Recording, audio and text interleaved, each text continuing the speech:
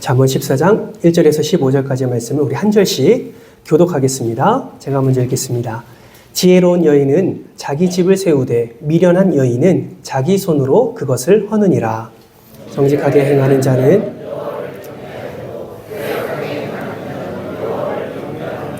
미련한 자는 교만하여 입으로 매를 자청하고 지혜로운 자의 입술은 자기를 보전하느니라. 소의 힘으로 얻는 것을 아느니 신실한 증인은 거짓말을 아니하여도 거짓 증인은 거짓말을 뱉느니라. 명철한 자는 너는 미련한 자의 앞을 떠나라. 그 입술에 지식 있음을 보지 못함이니라.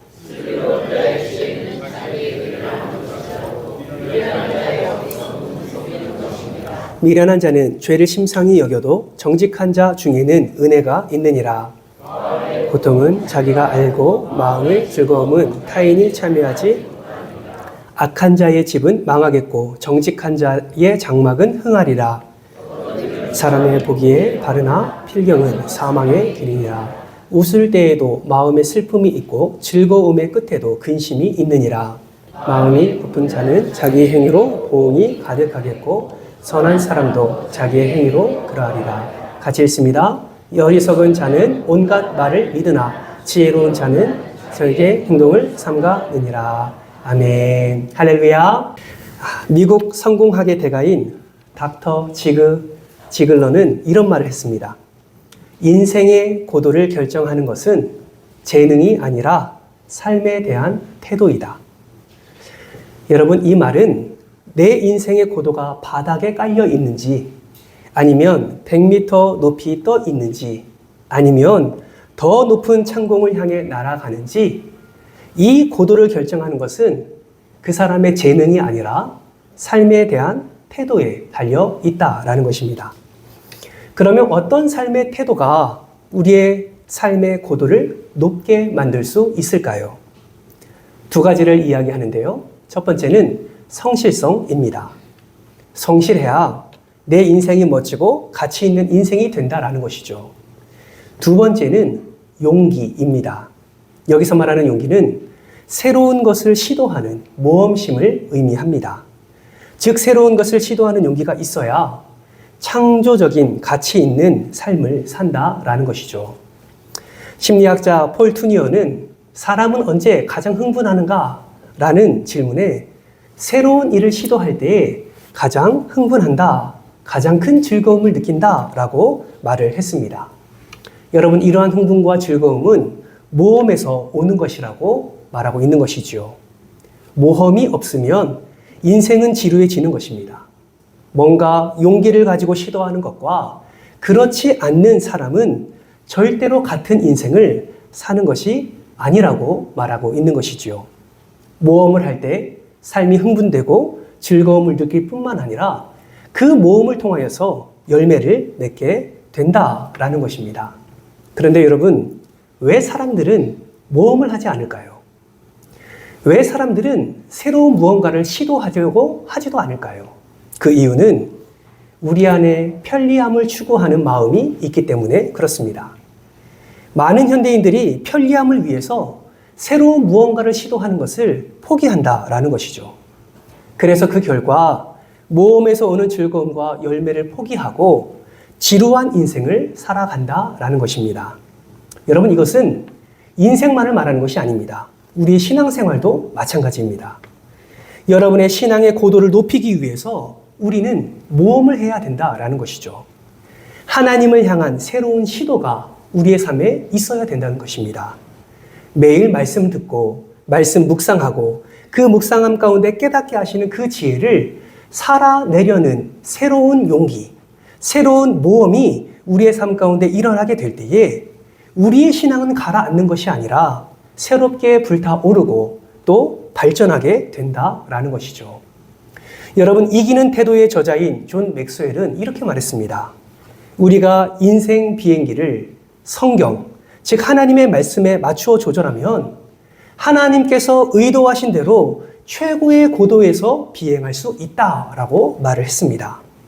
정말 저는 바라고 소망하기는 우리 모두가 우리의 신앙생활의 편리함과 익숙함을 이 말씀의 검으로 깨트리고 지혜를 살아내는 성실함과 여러분의 삶에 새로운 지혜를 시도하는 용기를 통해 예수 그리스도께 더 높이 날아오르는 저와 여러분이 되시기를 주님의 이름으로 축복합니다.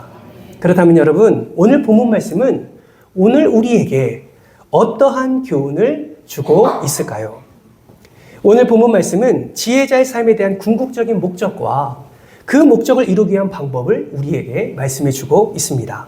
먼저 1절 말씀 우리 같이 한번 읽어볼까요? 1절 말씀입니다. 시작.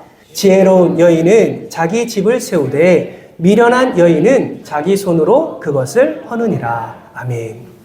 여러분 1절 말씀에서 지혜로운 여인과 미련한 여인이 등장합니다.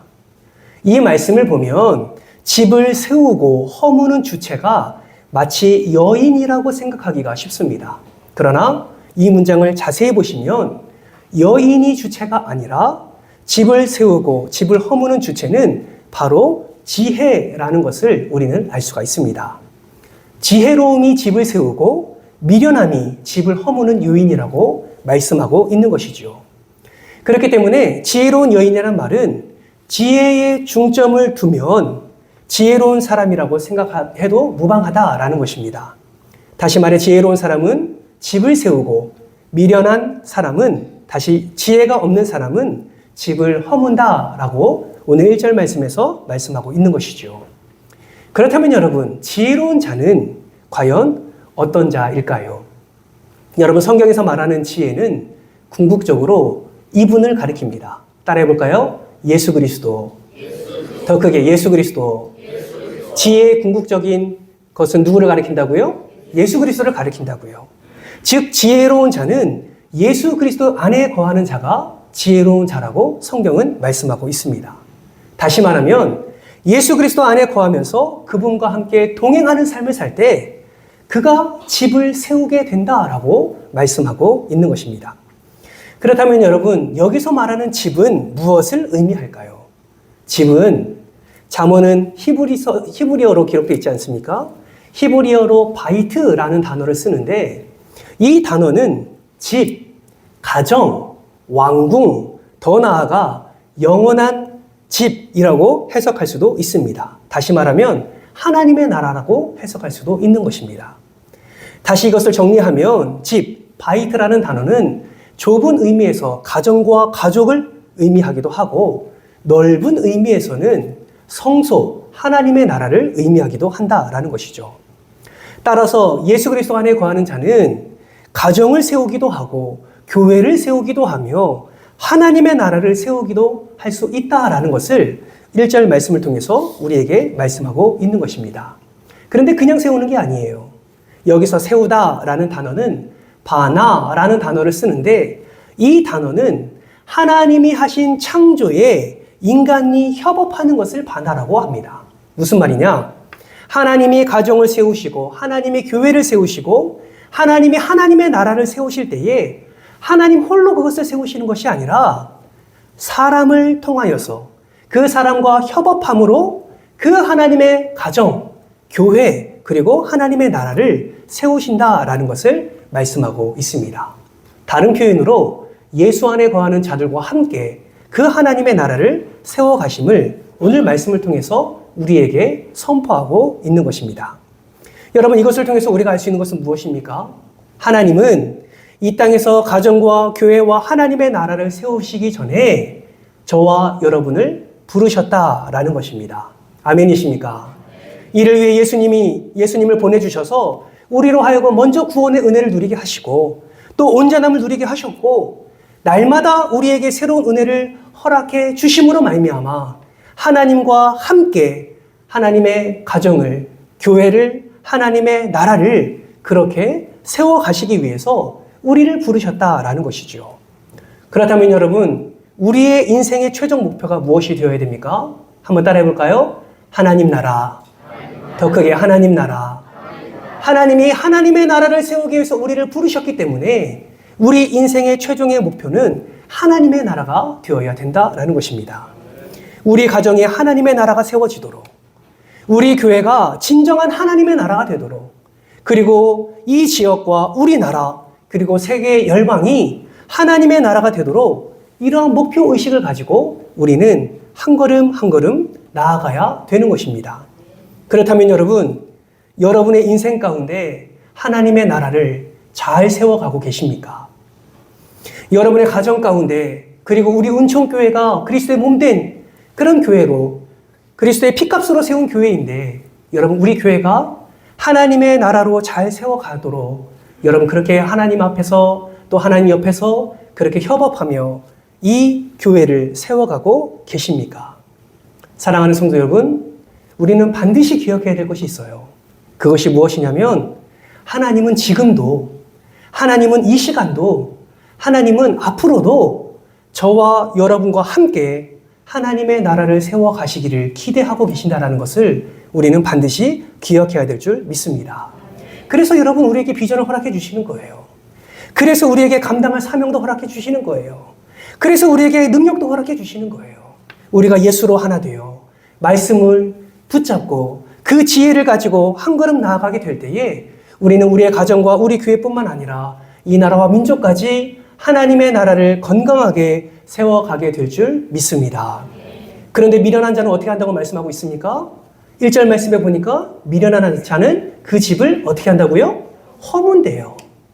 지혜로운 자, 예수 안에 거하는 자는 하나님과 함께 협업을 통하여서 집을 세워가는데, 하나님의 나라를 세워가는데 미련한 자는 오히려 그 집을 허문다라고 말씀하고 있습니다. 여러분, 왜 미련한 자는 하나님의 나라를 허물까요? 도대체 그 이유가 무엇일까요? 미련한 자의 목적은 하나님의 목적과 다르기 때문에 그렇습니다.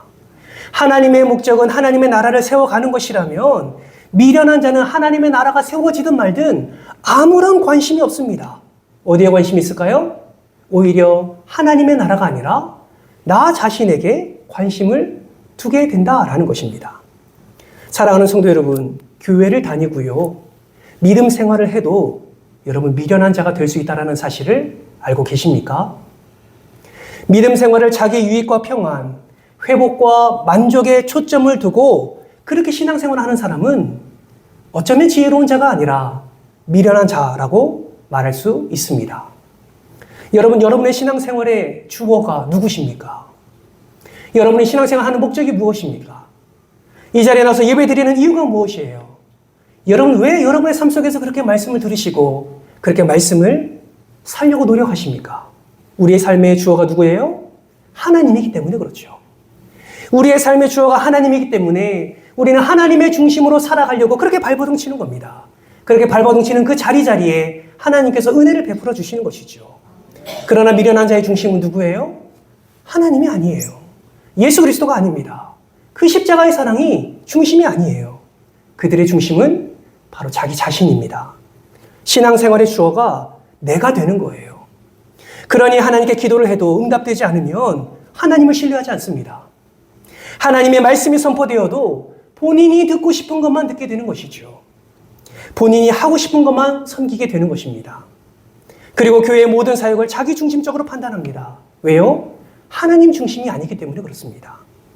사역의 타당성에 대한 기준을 내 지식과 내 경험과 내 상황에 두게 되는 것이죠. 하나님의 일을 자기 중심적으로 해석을 하게 되는 겁니다. 그래서 다른 사람의 사역을 바라보면서 이렇게 생각하지 않습니까? 저거는 아닌 것 같은데 저렇게 하면 안 되지. 여러분, 이러한 부정적인 말과 마음을 품게 되는 것입니다. 왜요? 하나님의 목적과 미련한 자의 목적은 다르기 때문입니다. 이러한 미련한 자의 모습은 하나님의 놀라운 계획과 그 섭리와 그 능력을 나라는 울타리에 한정지어서 생각하고 판단하고 행동하게 되는 것입니다. 하나님의 말씀에 내 삶을 집어넣어야 되는데 나라는 중심에 하나님의 말씀을 끼워 넣으려고 하니 이것이 온전히 세워지지 않게 되는 것입니다. 성경은 이러한 자를 미련한 자라고 분명하게 말씀하고 있습니다. 저는 정말 소망해요. 제가 미련하지 않았으면 좋겠습니다. 저는 정말 제가 하나님의 말씀을 전하는 자로, 또 믿는 자로, 성도로 저는 하나님 중심으로 살아가고 싶습니다. 저는 미련한 자가 아니라 지혜로운 자가 되어 하나님이 맡겨주신 것을 통해 하나님의 영광을 올려드리고 하나님과 함께 하나님의 집을 세워나가는 자가 되기를 소망합니다. 사랑하는 성도 여러분, 여러분도 이런 마음을 품고 계십니까? 정말 바라고 소망하기는 저뿐만 아니라 여기 함께 예배드리는 우리 모두가 미련한 자가 아니라 지혜로운 자가 되어 하나님의 집을 함께 세워나가는 그런 은혜의 사람들 되시기를 주님의 이름으로 축복합니다. 그럼 어떻게 하면 우리는 하나님의 나라를 건강하게 세워갈 수 있을까요? 오늘 이 시간에는 두 가지만 간단히 살펴보겠습니다. 하나님의 나라를 건강하게 세우려면 첫 번째, 같이 읽습니다. 시작! 지혜로운 말을 해야 합니다. 어떤 말을 해야 된다고요? 지혜로운 말을 해야 하죠. 지혜로운 자와 미련한 자, 다시 말해서 하나님의 나라를 세우는 자와 무너뜨리는 자를 구분하는 가장 좋은 방법은 그 사람의 말을 보면 압니다. 오늘 보면 3절 말씀을 보세요. 같이 한번 읽을까요? 시작! 미련한 자는 교만하여 입으로 매를 자청하고 지혜로운 자의 입술은 자기를 보전하느니라. 아멘. 여러분, 미련한 자는 어떤 자입니까? 교만한 자예요. 교만한 자는 어떤 자입니까? 자기 자신을 하늘에까지 높이는 자입니다. 하나님의 자리를 자신의 자리로 여기고 그 자리에 앉는 자를 교만한 자라고 말할 수 있는 것입니다. 하나님이 받아야 될 영광을 자기 자신이 받는 것이죠. 그러니 신앙생활의 중심이 자기 자신이 되는 것입니다. 여러분, 이러한 교만한 자는 어떤 말을 하겠습니까? 교만한 말을 하겠지요. 자기 생각과 자기 경험과 자기 지식의 중심이 되어서 그 말을 내뱉는 자입니다. 이러한 교만한 말을 우리 가정에서 찾아볼 수 있지 않습니까? 가정이 하나님의 나라가 되지 않는 가정은, 하나님의 나라가 세워지지 않는 가정은 그 가정 안에서 얼마나 많은 미련하고 교만하고 자기 주장을 섞은 그런 말로 사람을 통제하려 합니까? 여러분, 너무나 안타까운 것은 간혹 뉴스를 보면 정말 많은 문제 가운데 예수를 믿는 교회 다니는 가정에서 문제가 일어나는 것을 보게 됩니다. 자녀들을 억압하고 통제하고 자녀들이 자신의 말을 듣지 않는다 해서 핍박을 가하는 그런 가정들이 종종 뉴스를 통해서 우리는 보고 듣게 됩니다. 여러분, 왜 그런 일들이 일어납니까? 여러분, 지혜로움으로 가정을 세우지 않았기 때문에 그렇습니다. 예수로 가정을 세우지 않았기 때문에 그래요. 그의 말이 교만한 자의 말과 같이, 미련한 자의 말과 같이 그렇게 내뱉고 있기 때문에 그렇습니다. 여러분, 성경에서도 이러한 예는 종종 찾아볼 수 있습니다. 사울이 그랬습니다. 다윗을 죽이려 할 때 사울의 말과 행동에 아들 요나단이 반기를 들었지요. 아버지, 도대체 다윗이 무슨 죄를 지었습니까? 다윗은 죄를 하나도 지은 것이 없습니다. 여러분 아시죠? 이때 사울이 어떻게 했습니까? 자기 아들 요나단을 향해서 창을 집어 던집니다. 자기 아들을 죽이려 했다는 것이죠. 입에 담을 수 없는 말을 하면서 그렇게 악한 행동을 하는 사울의 모습을 우리는 잘 알고 있습니다. 여러분, 이스라엘이라는 나라는 하나님이 세우신 나라고 하나님의 나라입니다. 근데 사울은 자기가 통치하는 나라라고 생각했고 자기가 이 나라의 중심이요, 이 나라의 핵심이라는 것을 생각하고 있었던 것이죠. 그런 미련한 마음이 그런 교만한 말로, 교만한 행동으로 나타나는 것을 우리는 보게 됩니다. 여러분, 교회에서도 마찬가지예요. 교회에 하나님이 주신 그 비전을 함께 공유하고 그 비전을 함께 이뤄나가기 위해서 우리는 예수 그리스도의 마음으로 같은 생각, 같은 뜻, 같은 마음으로 함께 나아가야 하는 것입니다. 아멘이십니까? 이렇게 한 마음으로 함께 예배하는 것, 그리고 같은 말씀을 듣고 같은 동역의 자리로 나가서 하나님 중심으로 하나님의 나라를 건강하게 세워가는 것이 너무나 귀한 일이죠. 그러나 우리의 마음 가운데 그러한 하나님의 마음이 아니라 내 생각대로, 내 판단대로 판단하며 그렇게 신앙생활을 하다 보면 작은 것 하나에 우리의 마음이 불편해짐을 느끼게 됩니다. 이 불편함은 곧 불만의 말로 표현이 되고 이 한마디 말 때문에 많은 성도가 또 교회가 무너지는 것을 보게 됩니다. 여러분, 곳곳에 한국교회가 무너진 그 교회들 한번 보세요. 공통적인 것이 하나가 있습니다. 다 말로 인해서 그 교회가 무너지는 것을 보게 됩니다. 여러분, 우리 교회 얼마나 좋습니까? 얼마나 건강합니까? 우리 교회 안에서도 서로를 축복하며 서로를 세워나가기 위해서 얼마나 노력하고 있습니까? 근데 그거 아십니까? 이러한 부정적인 말, 이러한 불평의 말이 우리 안에서 계속해서 일어나게 되면 여러분, 우리도 얼마 안 가서 무너질 수밖에 없는 것입니다. 때로는 목사의 교만한 말 때문에, 때로는 중직자의 교만한 말 때문에, 성도들의 교만한 말 때문에 우리는 어려움을 겪게 되고 마치 미련한 자가 집을 허무는 것처럼 마치 우리의 미련함이 이 교회를 무너뜨릴 수 있게 되는 것입니다. 사랑하는 성도 여러분, 여러분에게 질문합니다. 여러분은 우리 교회가 하나님의 나라로 온전히 세워지기를 주님의 이름으로 소망하십니까? 저는 정말 소망합니다. 정말 한 분 한 분이 너무 귀해요. 여러분은 귀한 그 마음과 그 섬김과 그 사랑이 우리를 지금도 건강한 하나님의 나라를 세워가는 중에 있는 줄 저는 믿습니다. 반드시 우리 교회를 통해서 더 많은 영혼들이 우리 교회를 통하여 예수님을 만나게 될 줄 믿습니다. 우리나라가 확장되어질 줄 믿습니다. 우리 교회를 통해서 하나님의 나라가 확장되어질 때에 하나님께서는 우리 교회를 통해서 기뻐하시고 하나님께서 영광 받으실 줄 믿습니다. 그러므로 여러분, 말 조심하십시오. 그러므로 여러분, 불평의 마음이 든다 할지라도 그것을 하나님께 내어놓으십시오.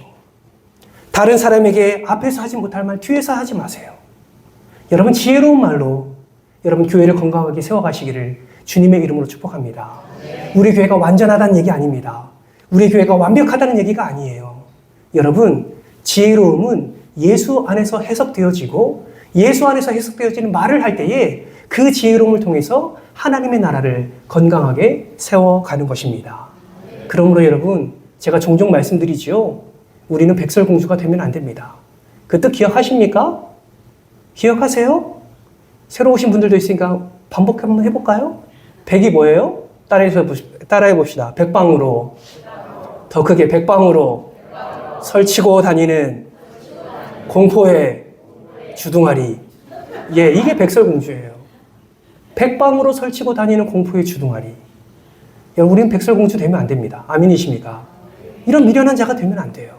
여러분, 이러한 불평의 말, 이러한 교만의 말을 우리의 입술에서 제거하시기를 주님의 이름으로 축복합니다.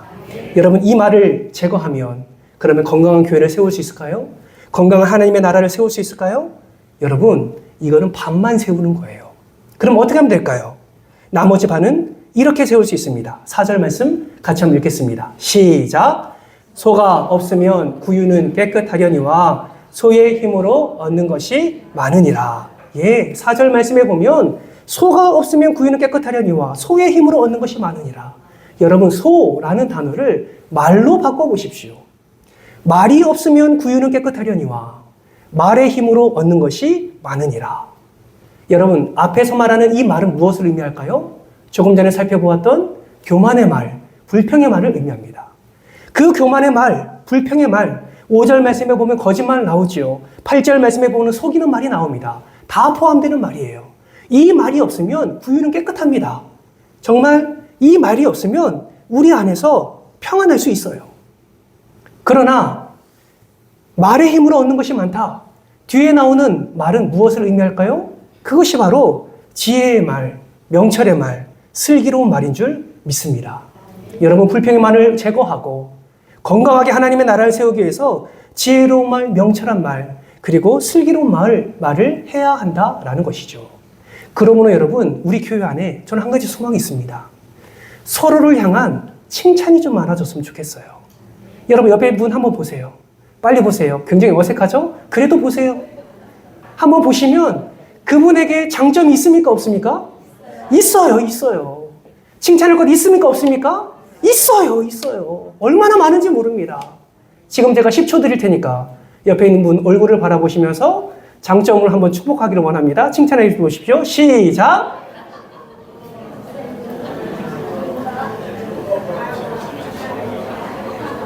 아이고 어색해라. 아이고 어색해라. 네, 앞에 보세요. 얼마나 장점이 많습니까? 무작정 칭찬하라는 것이 아니라 근거 있는 칭찬으로 축복하고 격려하고 위로할 때 그 지혜의 말을 통해서 얻는 것이 훨씬 많아지는 것입니다. 하나님의 나라를 건강하게 세워갈 수 있는 거예요. 잠언 15장 4절 말씀 보세요. 온순한 혀는 곧 생명나무라고 말씀하고 있습니다. 베드로전서 4장 11절 말씀에는 만일 누가 말하려면 하나님의 말씀을 하는 것 같이 하라라고 성경은 그렇게 말씀하고 있어요. 여러분, 가정과 교회 안에 이 지혜로운 말이 풍성하게 일어나게 될 때에 우리는 하나님의 나라를 건강하게 세워가게 될 줄 믿습니다. 조정민 목사님이 쓰신 새로운 길을 가는 사람이라는 책에는 이런 글이 있어요. 우리 같이 한번 읽어볼까요? 우리 혹시 화면에 나오나요?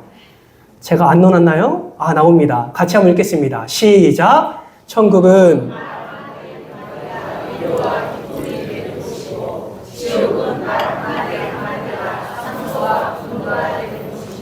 아멘. 여러분, 여러분의 가정은 천국입니까? 지옥입니까? 여러분, 우리 교회는 천국인가요? 지옥인가요? 네. 바라보서 말하기는 5분만 천국이요 말하는 것이 아니라 우리 모두가 천국입니다라고 선포하는 그런 교회, 그런 가정 되시기를 주님의 이름으로 축복합니다. 여러분, 두 번째는 지혜로운 행동을 해야 돼요. 말과 혀로만 우리는 아멘 아멘 하는 것이 아니라 행함과 진실함으로 나타내는 삶을 살아야 합니다. 그러면 어떻게 하면 이 지혜로운 행동을 나타낼 수 있을까요?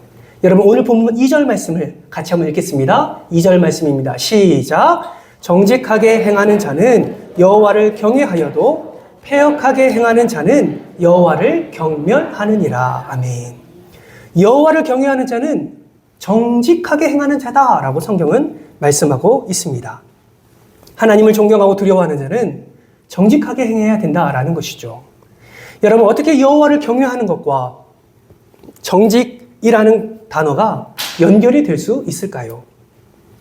그것은 여호와를 경외하는 지식이 지혜의 근본이기 때문에 그렇습니다.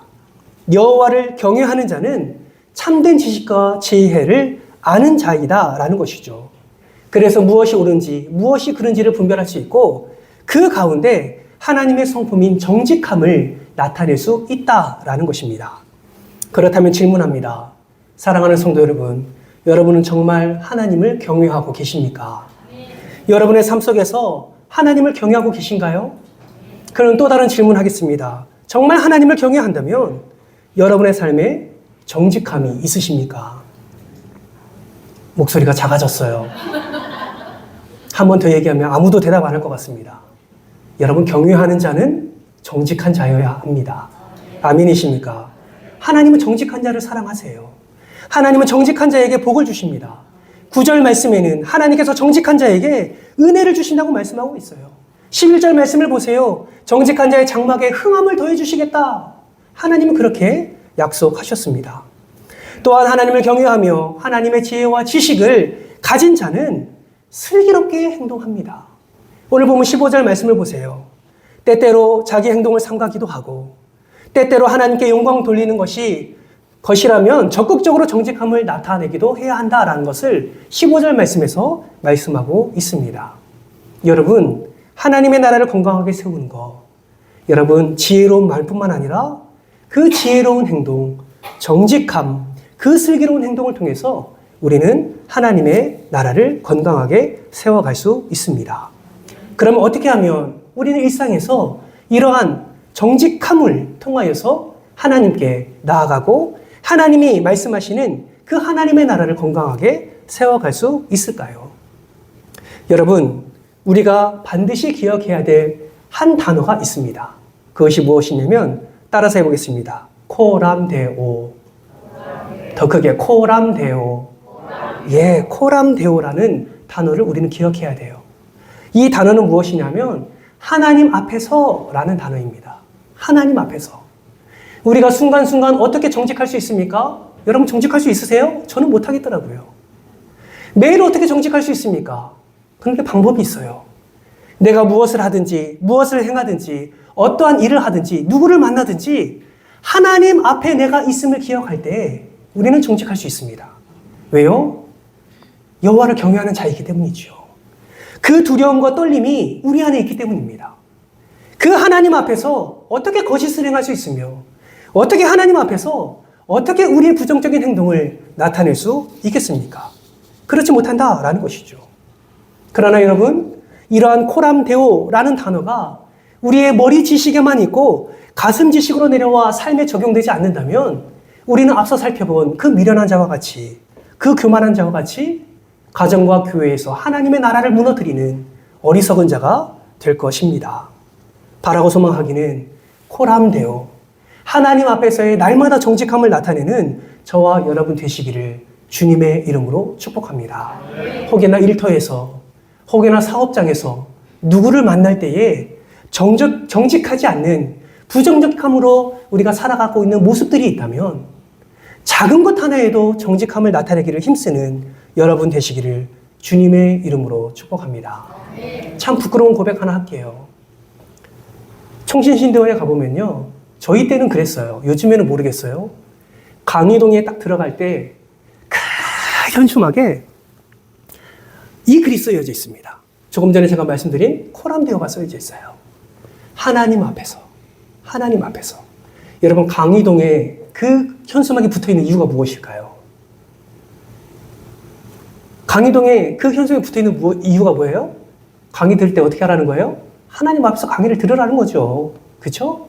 정직하게 하나님 앞에서 그렇게 행하라고 그렇게 아마 현수막을 붙여놓지 않았을까라는 생각을 해보게 됩니다. 근데 희한하게 다 정직하지가 않더라고요. 강의를 들으면서도 다 정직하지 않는 모습을 발견하게 됩니다. 사랑하는 성도 여러분, 시편 112편 4절 말씀에 이렇게 말씀해요. 정직한 자에게는 흑암 중에 빛이 일어나나니 그는 어질고 자비하고 의로운 자로다. 여러분, 우리가 정직한 생각을 하고 우리가 정직한 행동을 나타낼 때 흑암 중에 빛이 일어난다고 성경은 말씀하고 있습니다. 어질고 자비하시며 의로운 분이 함께 하신대요. 여러분, 이분이 누구입니까? 우리 예수 그리스도 아니겠습니까? 시편 84편 11절 말씀에 또 이렇게 말씀합니다. 같이 한번 읽어볼까요? 84편 11절 말씀입니다. 시작. 여호와 하나님의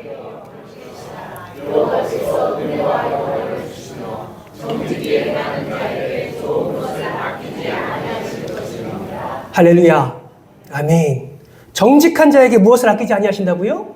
좋은 것을 아끼지 아니하신대요. 정직하시길 축복합니다. 좋은 것을 누리시길 축복합니다. 좋은 것을 채우시고 부으시고 넘치도록 부으시는 하나님의 놀라운 은혜를 누리시기를 주님의 이름으로 축복합니다. 바라고 소망하기는 이런 하나님의 성품, 이 정직함이 저와 여러분의 삶 가운데 정말 충만히 일어나기를 소망합니다. 말씀을 정리합니다. 사랑하는 성도 여러분, 우리는요, 하나님의 나라를 세우기 위해 부름받은 자들이에요. 하나님의 나라를 세우기 위해 선택받은 주의 백성입니다. 여러분의 가정이 하나님의 나라로 세워지기를 주님의 이름으로 축복합니다. 우리 교회가 하나님의 나라로 세워지기를 소망합니다. 우리의 일터가, 우리의 사업장이, 그리고 이 지역이, 여러분이 살아가는 모든 삶의 터전이 하나님의 나라가 되기를 주님의 이름으로 축복합니다. 더 소망하기는 그 하나님의 나라가 저와 여러분을 통해서 세워지기를 정말 주님의 은혜로 축복합니다. 정직하십시오. 지혜로운 말을 하십시오. 지혜로운 행동을 하십시오. 그 있는 자리에서 지혜로운 말과 행동을 통하여 하나님께 영광 올릴 뿐만 아니라 우리를 통해서 하나님의 나라를 온전히 세워가는 놀라운 축복을 누리는 우리 모두가 되기를 주님의 이름으로 축복합니다. 이 시간 말씀을 기억하면서 함께 기도하겠습니다. 이 시간 기도할 때에 정직하지 못했던 나의 모습을 하나님께 좀 내려놨으면 좋겠습니다. 지혜로운 말이 아니라 부정적인 말을 일삼았던 우리의 연약함을 하나님께 좀 내어놓았으면 좋겠습니다. 내가 하나님의 나라를 세워가는 자가 되게 하시되 내가 하나님의 나라를 무너뜨리는 자가 되지 아니하도록 하나님 은혜를 더하여 주옵소서. 나의 가정이 하나님의 나라가 되기를 원합니다. 하나님의 말씀이 있고 하나님의 복이 임하는 가정, 하나님을 찬양하는 가정, 주의 말씀이 선포되는 가정이 되기를 원합니다. 주님, 나로 인하여 우리의 가정이 하나님의 나라가 세워가게 하시고 나의 연약함으로 인하여 하나님의 나라가 무너지지 아니하도록 은혜를 더해달라고 정말 마음을 다해서 기도하지 않으시겠습니까? 이 시간에 주여 한번 해주고 통성으로 기도합니다. 하나님, 우리를 부르신 주님의 놀라운 계획과 그 목적을 다시 한번 마음에 새겨봅니다. 하나님 나라, 하나님 나라. 이 하나님의 나라를 건강하게 세우기 위하여 우리를 부르신 줄 믿습니다. 우리의 가정이, 우리의 교회가, 우리의 일터가, 우리의 사업장이, 우리가 거하는 모든 곳이 하나님의 나라가 되기를 소망합니다. 오늘 말씀을 허락해 주셨사오니 이제 건강하게 하나님의 나라를 세워가기 위해서 내가 어떻게 살아가야 될지도 주님 말씀 묵상할 때, 말씀 읽을 때마다, 기도할 때마다 순간순간 깨닫게 하여 주시고, 아버지 하나님, 그냥 익숙함으로, 그냥 편리함 가운데 그저 신앙생활을 하는 것이 아니라 하나님의 나라를 위하여 새롭게 도전하고 부정적인 것을 내어버리며 오직 정직함과 오직 거룩함을 선택하여 그 새롭게 시작되어지는 놀라운 은혜를 충만히 경험하는 우리 모두가 될 수 있도록 은혜를 더하여 주옵소서. 우리의 가정이 하나님의 나라가 되게 하여 주시고 우리 은총교회가 하나님의 나라가 되게 하여 주옵소서. 단 한 사람도 예외됨 없이 함께 머리 숙여 기도하는 모든 이들을 통하여서 하나님의 나라가 건강하게 세워지게 하여 주시옵소서. 감사를 드리오며 사랑이 많으신 예수님의 이름으로 기도드리옵나이다. 아멘.